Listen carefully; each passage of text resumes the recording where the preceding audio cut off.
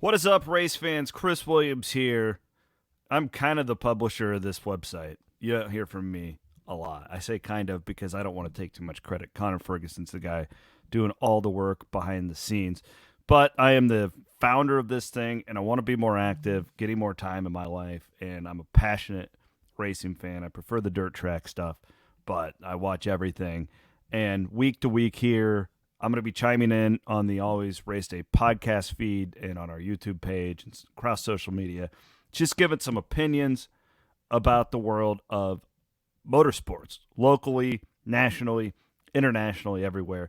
Couldn't do it without my guy, Kyle Lehman from Wintrust Mortgage in West Des Moines and Ankeny. I've sat down and I've had beers with Kyle before. He's a stud. Great racing guy. He grew up going to Stewart International Raceway, sitting in the stands there, much like I did in Corning, Iowa at the Adams County Speedway and out at I-80 in Nebraska. That's where I cut my teeth as an announcer and broadcasting, and that's what made me a passionate fan of auto racing. So this is a super tricky world. You know, you've got interest rates changing by the week, it seems like. Don't screw around with it on your own. Give my guy Kyle a shout out. I'm going to give you his direct number. It's 515-330-3593, 515-330-3593. And this is prime buying season. People are moving all over the place. Get your best interest rate with my guy Kyle Lehman at Wintrust Mortgage. I have to chime in on this Bristol Dirt debate. So again, I'm a dirt track fan. Okay, so I started as a NASCAR fan, Bill Elliott kid. Then Bill got out, kind of moved over to Dale. Right, everybody was in the NASCAR boom back in the day. Start going to Adams County every weekend as a kid with my family. It's our tradition. It's our life. It's what we do on Saturday nights.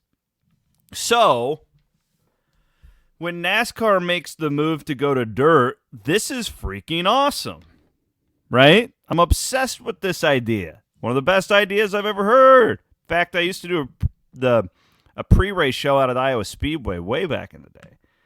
Talked about this a lot on that show. We get into all sorts of racing topics. Throw them on the dirt. Let's see what happens. I want to tell you what an old racing promoter, an old dirt track promoter once told me. Okay, I won't name because she is still in the business. And she told me I was doing columns for the Des Moines Register on auto racing twice a week back in the day. And I asked, why don't you bring the Outlaws to the track every year? Because they always put on a great show. They always get a great crowd. Why don't you bring the Outlaws every year? And here's what she told me. She said, we used to do that. And then our crowds would drop off in year 3. Well, why is that? Because it's less special, right? Because the fans know, well, you know, I got Timmy's birthday party, so I can't make it, but I'll be sure to make it next year. I felt this as a fan here in Des Moines with the Iowa Speedway when I knew races were going to be there every year. It's not as big of a deal if I miss this Xfinity race. I get to the next one. Got another one in August. Football season's coming around. I'm kind of busy. I'll get to both next year. I'll make sure and support the track that way. Happens in racing all the time. Specifically in the sport of racing. Happens all the time. So this promoter told me that's why we have them for 2 years and then we'll take 2 years off. Because that way, you know, the audience feels like it's special. Because it doesn't happen all the time. And this is where I'm at with Bristol Dirt. It doesn't feel special anymore. That race was fine the other night. I really enjoyed it. I like seeing all the dirt guys in front. Again, I'm a dirt racing fan. But clearly, I mean, you look at crowds, TV ratings, we're good but down. And you just listen to the drivers. This doesn't feel right anymore to me. It doesn't feel different to me now. It doesn't feel cool to me now. But I do have some answers here. So let's give one of the most exciting tracks on the circuit back its second race.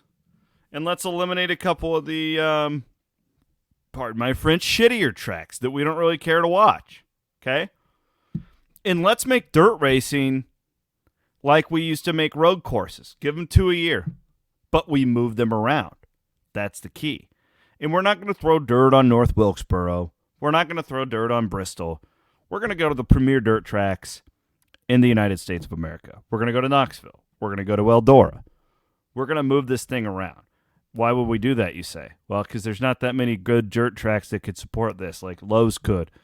Is it even called Lowe's? No, it's not anymore. That shows you how old I am. It's the dirt track at Charlotte. Because even what we've seen with the Eldora truck race, remember when that thing started? It was unbelievable. We all freaked out. Same thing happened at Knoxville. Year 2 comes around. Not as interesting. Same thing's going to happen this year in Chicago. Watch. It's going to be a huge deal. NASCAR's going to Chicago. We're all going to lose our minds. Oh, it's so cool. Yeah, go talk to me in year 3. Oh, traffic's a bitch. Oh, it costs so much money to get the race ready. And we won't be there anymore, I promise you. It's not going to last for long.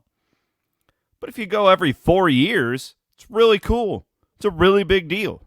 So you got to move these things around. And I think the sport's on the right track. They are opening their minds in ways that, man, remember back in the day when the stupid contract had this whole thing locked down and there was no flexibility in the schedule? We've gotten away from that, and that is awesome.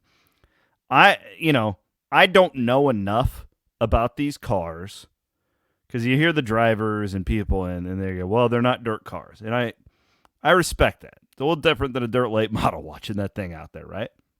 But if you could make that work, and again, that is above my pay grade. I'm just a guy who watches these things on TV and I go to an occasional race. Okay? If you could make that work, to me,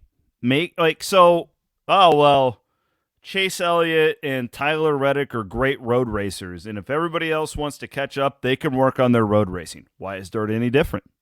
Why can't we have 2 real dirt races?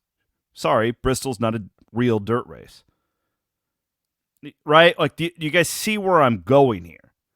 And then you are injecting your brand into different areas of the country, to different areas of the sport. Eldora and Knoxville are going to have a tough time with the infrastructure for a cup race. I understand that. They don't got the airports. They don't have the hotels. They don't have all that stuff. But if you could make it work, well, neither does North Wilkesboro, But that's an hour drive from Charlotte or whatever it might be. But I think there's a way to have dirt be a part of this equation. But I don't think the future of it is at Bristol, at least not every year. Do this every 5 years. Let's throw dirt on Bristol every 5 years. And then you can bring the Outlaws there. And then you can bring the late models there and do what we've done, really the last couple of years. But even those races got stale to me in year number 2 because it's not as good of racing as it is on a real dirt track. Bristol wasn't made to have dirt on it. Yeah, it's cool. In year 1, it was a spectacle. Year 2, it was awesome. Year 3 was the best race that it's had. All right, they put the clay back on Bristol again. This is how race fans are wired. Just watch. The race in Chicago is going to be the same way.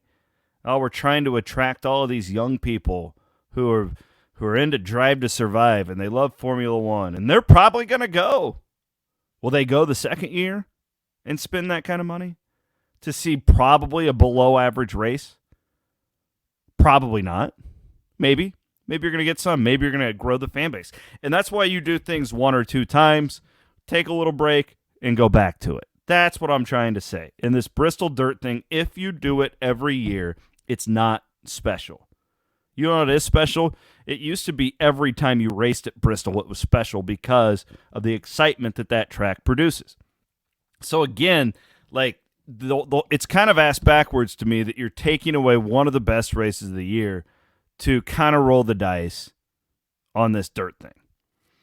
Give it somewhere that it's going to really cherish it and the fan base is going to adore this. And if you're not going to do that, I would rather, and I'm a dirt fan, I'd rather just get the dirt off the schedule then, right? I don't want to see us paving or throwing dirt on these pavement tracks. It just, to me, I got my late models. I got my World of Outlaws, right? It's different. If you're going to do it, I don't want it to be such a novelty. I want it to be a regular part of the schedule where, yeah, Christopher Bell does have an edge. at these two. That's how we did it with road racing forever. Oh, yeah, remember? Denny Hamlin's really good on flat tracks. Oh, yeah, it's a different discipline. Why is dirt different than that? But right now, it's nothing more than a novelty, and that's what I don't like about the current setup. Thanks to my guy, Kyle Lehman from Wintrust Mortgage for sponsoring. Remember, if you're out there buying a house, we've got a big season coming up. Weather's turned here in the Midwest. Give my guy Kyle a call, and he can hook you up with the best rate. My name is Chris Williams here on Always Race Day.